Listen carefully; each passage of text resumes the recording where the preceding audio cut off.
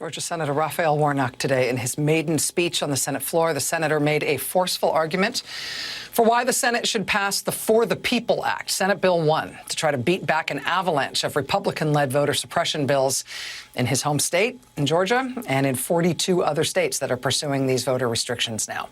The question, of course, is how they can do it. Joining us now is Senator Raphael Warnock from the great state of Georgia. Senator, thank you so much for being here tonight. It's an honor to have this time with you. Thank you. It's great to be here with you, Rachel. You, I believe, have an unfair advantage in your job as a senator, at least when it comes to maiden speeches, because you are accustomed to holding the attention, the rapt attention of your congregants at the Ebenezer Baptist Church. I do have to ask you, though, if you were surprised by the thunderous applause that you got today at the end of that speech, which some people are saying is the best maiden speech they've ever seen in the United States Senate. Well, I'm deeply honored by the response of my colleagues. And, you know, it's always a dangerous thing to put a pastor behind a lectern. And for those of us who have been worshiping and holding our services now for a year in a virtual space, you know, I actually had something of a congregation. But what I'm really looking forward to is the legislative response of those who are in the chamber today and our Republican colleagues as well.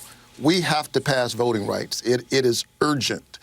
And it is the very foundation upon which we can seek to do all of the other important things that need to be done.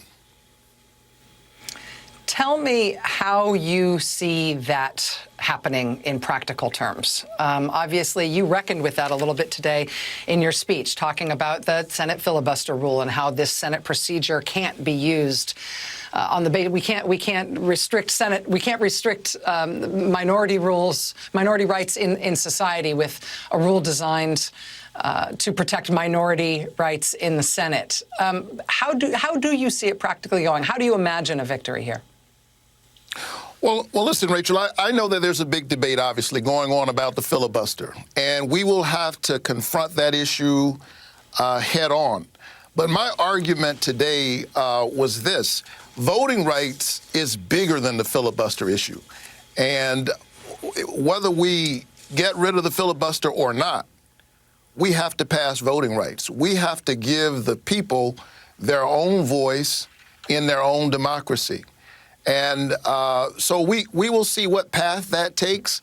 And it's interesting, you know, folks ask, you know, people like me, well, should you get rid of the filibuster or not? It seems to me that the onus really is on those in the chamber who have not yet decided to support voting rights, because they could vote it up. They could vote for it. And that's the case that I was trying to make, because I think really that what's at stake is the viability and the health and the credibility of our democracy, that sacred idea of one person, one vote. That's what's under assault in Georgia and some 43 other states. And as we stood up as Americans in the 1960s and passed federal legislation to say that we're one country and that this is the foundation upon which this country is built, we are a democratic republic, we have to do that right now. And there is a path to do it, and to do otherwise would be a terrible dereliction of our duty. If we don't protect our democracy in the United States Senate, for what is the body of the Senate for? I don't know very much right now about what the working life of a U.S. Senator is like. I think it changes with every Senate a little bit. I think it has changed a lot with COVID. And I think things had to have changed a little bit after the trauma of what happened on January 6th. But are you in a position where you can talk one-on-one with your colleagues who may not be in the same place as you on this issue, where you can talk with Senator Manchin, for example, who's the only Democrat who's not signed on as a co-sponsor to the For the People Act? Are you in a position to talk to any of your fellow Southern senators who are Republicans who may be willing to have a conversation with you as a fellow Southerner about this? Sure, we're having conversations all the time. Let me be really clear. This is a moral moment. This is a defining moment in America. And this is a fight for the soul of our democracy, and all of us have a dog in that fight. If we find ourselves in a situation where politicians don't even have to have the majority to do whatever it is they want to do, then the future of all of our children is imperiled. And so we have to stand up in this moment. I believe that history will judge us based on what we do. The reason I'm able to sit here right now, in addition to the fights of the martyrs that I listed today, John Lewis, who stood up and risked his life, Medgar Evers, who lost his life, and so many others, over the last 10 years in Georgia, we've been fighting for voting rights and with a kind of laser-like focus. My own church has been a plaintiff suing the state of Georgia for its voter suppression tactics.